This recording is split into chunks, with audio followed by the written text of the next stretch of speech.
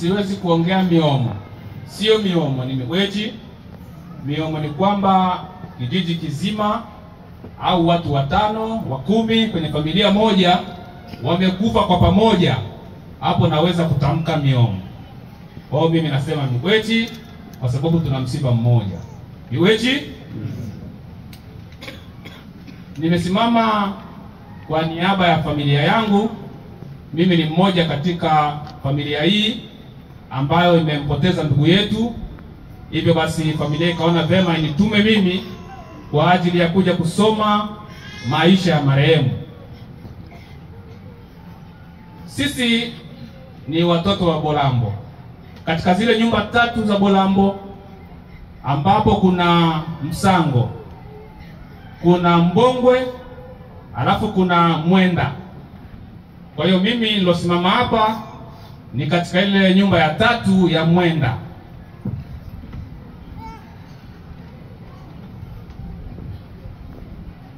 Katika nyumba hiyo ya Mwenda mimi ni Lomona ambaye alizaliwa na Mwenda. Katika watoto wa Lomona tena basi nikazaliwa mimi Bashimunenga.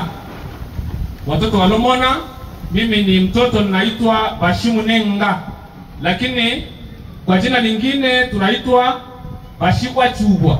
Miweji.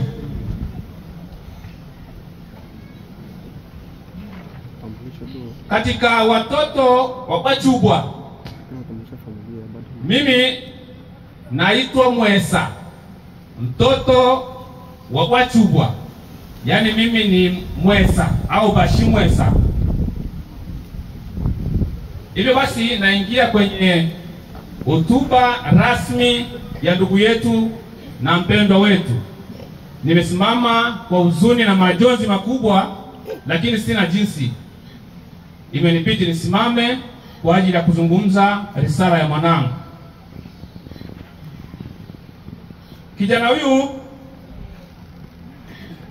alitambulika kwa majina yafuatayo: Bobasha Joseph Kitambala, lakini kwa jina maarufu Boban. Jina la baba Joseph Kitambala Mwesa. Jina la mama Rosa Kamulete. Huyu ni wa jamaa ya Bashinyendo ya Buchuma. Kule kwetu wanaitwa tena Bashiuma. Boban alizaliwa Pakazimia kule Kongo. Ilikuwa tarehe 1 mwezi wa 10 1985 au 85. Elimu. Alianza shule la msingi pa Epe Dine Ubwari. Akasoma darasa la 1 mpaka la pili. Baada ya hapo tulikimbia vita, tukaja kambini, akaendelea na shule, akaanza kusoma darasa la 3 mpaka la 6 kwenye shule la msingi Mapendo, Epe Mapendo hapa juu. Baada ya kumaliza shule ya msingi alienda sekondari, akasoma Amitie, lakini hakuendelea sana. Alifika kwenye viwango fulani, akaingia kwenye maisha ya utafutaji, kuoa.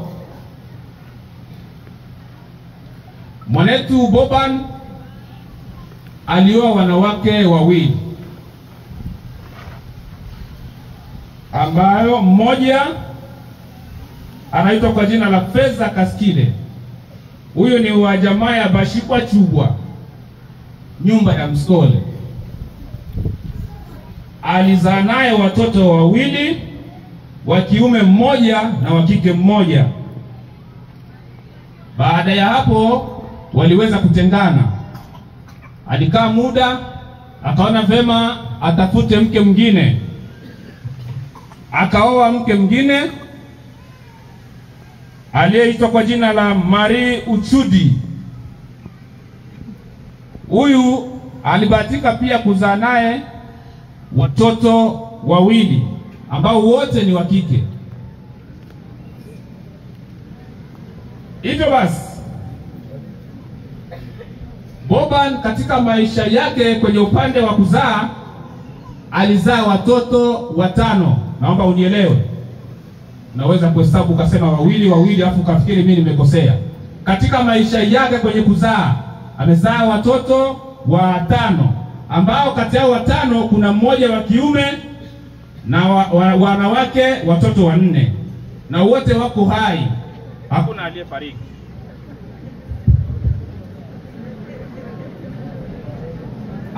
Alizaa watoto 5 ambao mmoja ni wa kiume na 4 wa kike. Ndivyo nilivyosema, wote wako hai, hakuna aliyefariki. Naomba nieleweke.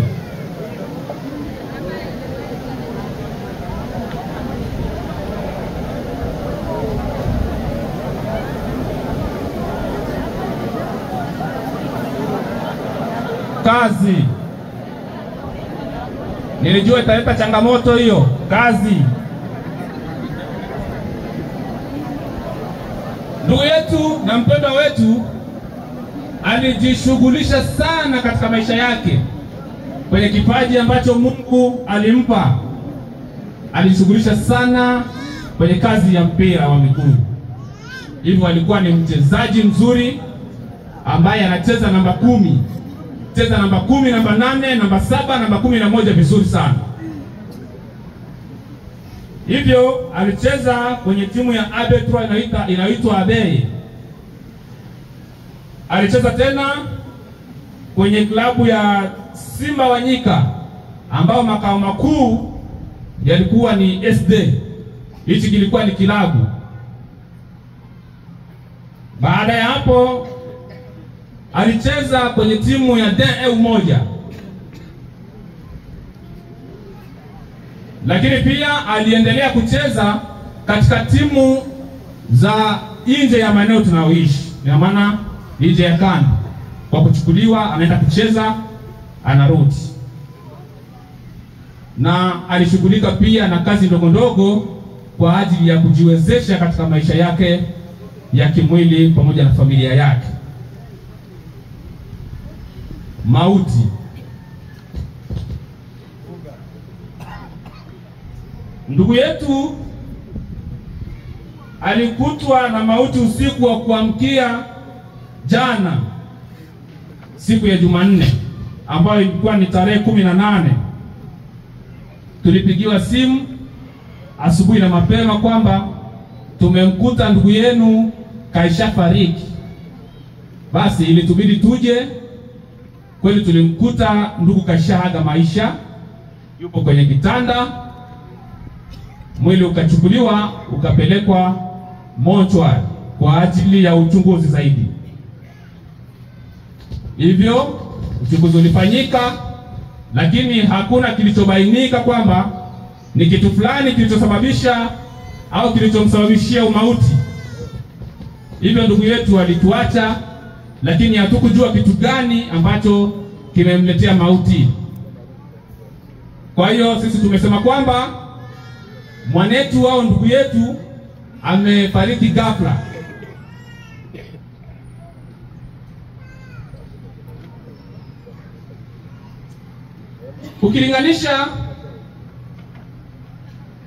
Ukilinganisha mwaka aliozaliwa tarehe 1 mwezi wa 10 1985 na leo tunaposema tarehe 19 mwezi wa 11 2025, unakuta Boban kaishi miaka 40. Hivyo basi kama familia tunasema kwamba tutaenda kumsindikiza ndugu yetu katika nyumba yake ya milele, na tutapotoka huko sote tufikie mahali hapa, lakini kijiji kina nafasi yake. Tutasikiliza watakavyosema, baada atakavyosema kijiji kama kitaruhusu kurudi hapa, lakini sisi tumesema turudi hapa, lakini hatuna chochote kama familia. Hivyo turudi hapa, na baada ya kukaa hapa tutakaa kwa muda mpaka hiyo saa 12 jioni. Baada ya saa 12 jioni kuelekea saa 1 wote tutatandua mikeka yetu na turubai. Tutahamisha msiba wetu na kuupeleka kwenye kijiji cha RD. Ni pale barabarani tu, tutakuwepo pale. Kwa hiyo ndugu, rafiki na wengine ambao hawako hapa, mtawaambia kwamba msiba umehamishwa kuanzia siku ya leo.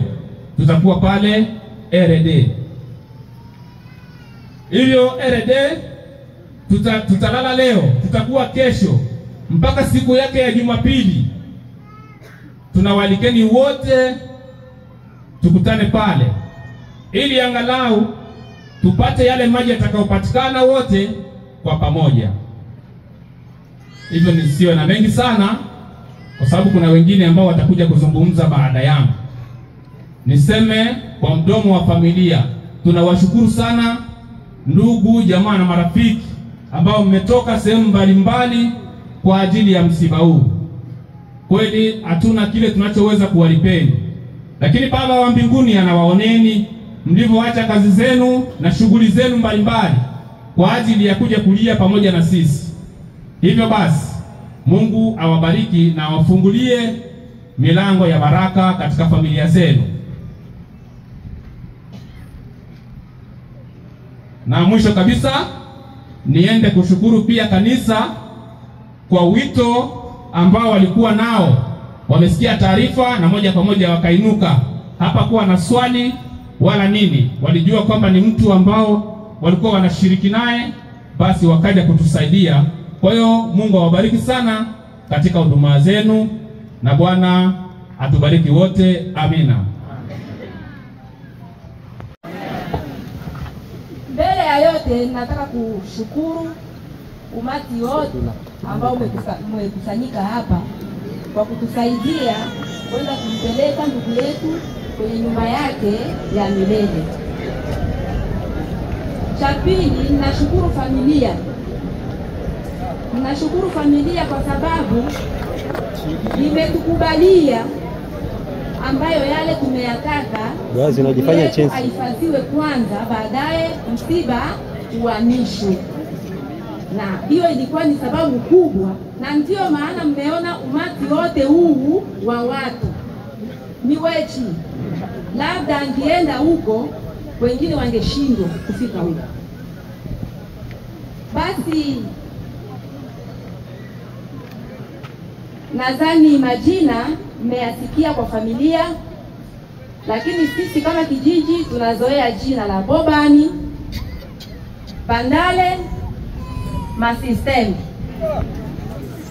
Ni wechi, na kuna huzuni sana ya kuweza kupotelewa na ndugu yetu. Tuna huzuni mkubwa sana, tena mwingi sana. Kwa maana hiyo tunasema yote ni mapenzi ya nani? Ya Mungu. Basi na mbele ya yote ninamuita kwanza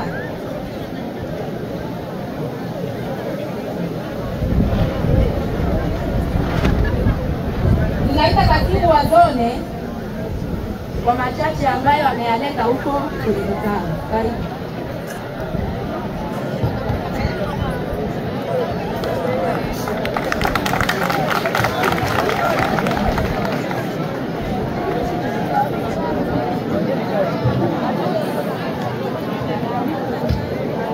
Niwechi Miomo. Kwanza amesikia vile familia imesema ni kwamba wenyewe hawezi kutoa miomo kwa sababu sio watu 5 au 6 wamekufa ghafla sehemu moja. Lakini mimi natoa miomo kwa sababu ni mwakilishi wa zone ya 5 kama kiongozi, na wiki 2 hizi tumekuwa na sanduku mbele zetu 6. Kwa hiyo lazima tuseme miomo. Miomo Niwechi aliyelala mbele yetu kama mnavyojua ni kijana, alikuwa mshupavu, alikuwa na upendo, hakuwa ni mtu wa kujiona.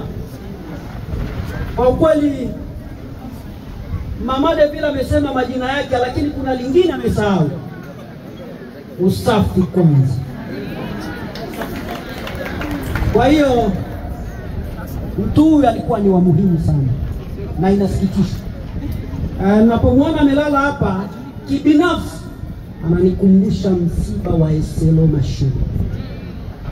Kwa hiyo kama zone tuna majonzi sana, ila pia nitaenda kuwaasa ndugu zetu ambao mnaokuwa mmekuja kwenye msiba namna hii, msikae hapo kwa ajili ya kusikiliza mtu anakosea namna gani kwa ajili ya kucheka, kwa sababu uenda na wao ukifika hapa mbele huwezi kusema maneno mawili mbele ya watu. Kwa hiyo mwe mnakuwa na heshima. Kiongozi akisimama anazungumza, sikiliza. Jamani, tumetoka wapi? Ni wapi? Miomo. Kama nilivyowaambia, mimi ni kiongozi katibu wa zone ya 5. Mnamo muda tulikuwa kwenye kikao, na kikao chenyewe hakikutufurahisha kwa njia nyingine, kwa sababu kilikuwa kinatupotezea muda. Mama Devila alikuwa anapiga simu mara kwa mara, mko wapi?